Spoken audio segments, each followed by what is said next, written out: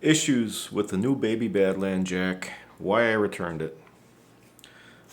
Before I start, I want to give you the measurements on the lift range of the baby Badland because I was not able to find them when I was researching it. The lift range on the baby Badland is 10 and 1/4 inches. That gives it a maximum lift height of 15 and a quarter inches, as opposed to the original 3-ton, which has a 15 and a quarter inch range, giving it a max lift height of 21 and 3/8 inches.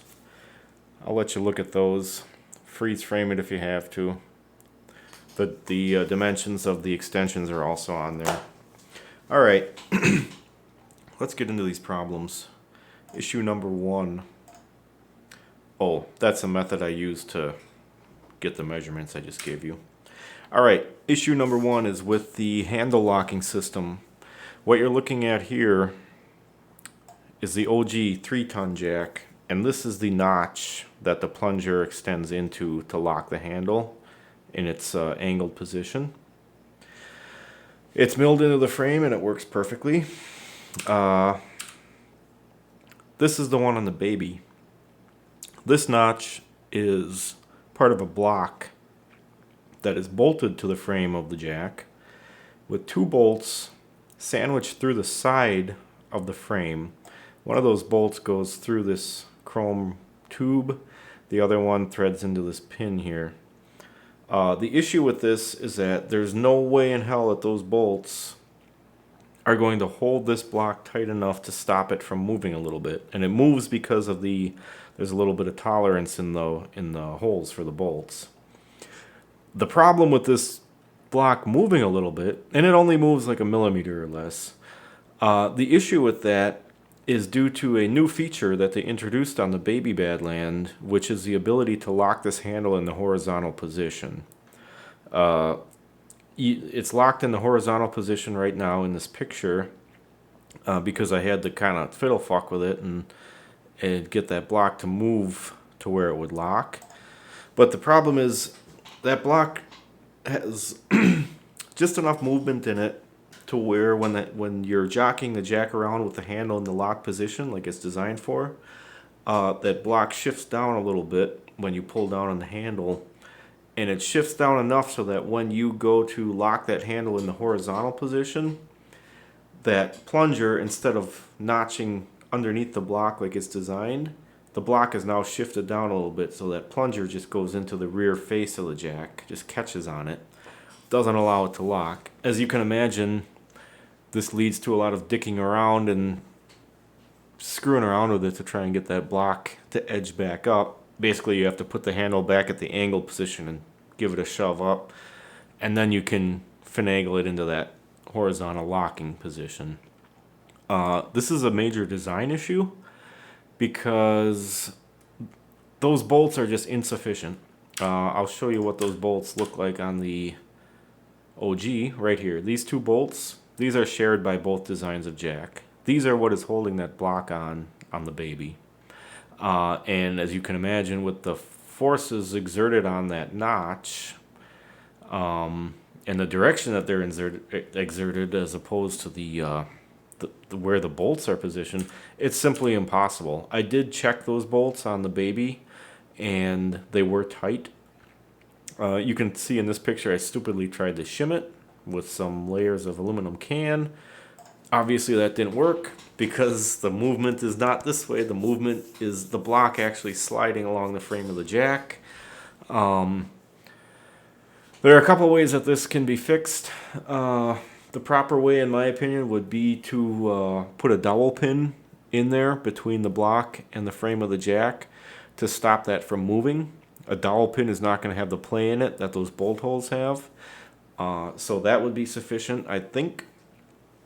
Obviously, you can drill and tap a bolt vertically into the frame, but that would be quite a bit more expensive. The sloppy way to fix it is to grind down that lower face on that block to slop it out a little bit more so that even with the block shifted down like it does, that plunger still has clearance to go in. That would be the dirty, sloppy way to fix it. Second problem also has to do with this locking system, and it is the angle of the jack handle. You can see here in this picture, the original jack has a handle at about a 45-degree angle, which is perfect for jockeying it around like it's designed for, because you can use the handle as a lever whether you're lifting or pulling down. It's at that perfect point where it lets you lift it or push it down, pop either end of the jack off the ground with ease, and hold it there. The baby has it at quite a bit steeper angle. I don't know why they did that, but it makes it a lot more clumsy to move it around. When you go to pop it up on two wheels, you can't just push on the end of the handle like a lever. You have to grip it and use your wrist to really kind of torque it. Same thing when you're popping the near wheels off the ground. You have to grip it and kind of it's more of a lifting motion than a levering motion. And believe it or not, it actually makes the smaller baby Badland more cumbersome to move around than the gigantic OG jack. So that was a terrible mistake, and I don't know why they did that. Third issue is a quality control issue. Right here.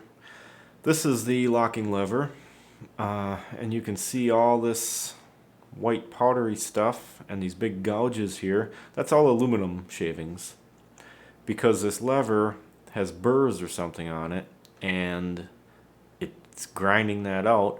Keep in mind, this jack is brand new. This lever has been cycled probably less than a dozen times, and it's already gouging the hell out of this. The fix for this is quite easy. I mean, if I kept it, I would just take some sandpaper and smooth it out. But on a brand new jack, I don't expect to see that. I did not have that problem on the original. There's no reason it needs to be on this one, but it's worth a mention. And the final issue is with another feature that they've added for the baby, and that is this foot brake. So this foot brake is a very simple device. I mean, you push down on this lever and it pushes this brake shoe against the tire and stops it. You kick this lever up and forward, and it's supposed to detent in the disengage position, which lifts this shoe off the tire so it doesn't rub. The problem is it doesn't stay there. You disengage it and you lock it up into the disengage position, and as soon as you go to tip the jack to move it around, it falls out of position. That brake shoe falls against the tire, it rubs against it, and it makes noise, and it pisses me off, and it's a failed design. It needs to be tweaked. To be honest, that brake, if I kept the jack, I would just remove that whole braking mechanism. I don't think it's necessary. On the OG, I never had a need for it. So those are the four issues that mainly caused me to return this jack.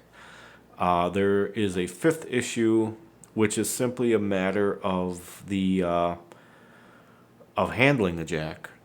It feels much heavier than it actually is. I think the baby weighs just under 50 pounds. The OG weighs just over 70 pounds. So we're talking over a 20-pound difference. But the baby seems to be just as clumsy. And I think that is due in large part to how well the OG is actually designed and balanced. They both have this bail handle in the middle that you can pick up. And when you pick it up, the jack... Well, when you pick up the OG, the jack stays level. When you pick up the baby, it tips a little bit, but it's still okay. But the original handles its weight very, very well. The original feels lighter than a 70-plus pound jack. The baby feels heavier than a sub 50-pound jack. Even picking them up one in each hand, the difference was not quite as noticeable as you might think. The overall design difference between the two, you can see them both pictured here.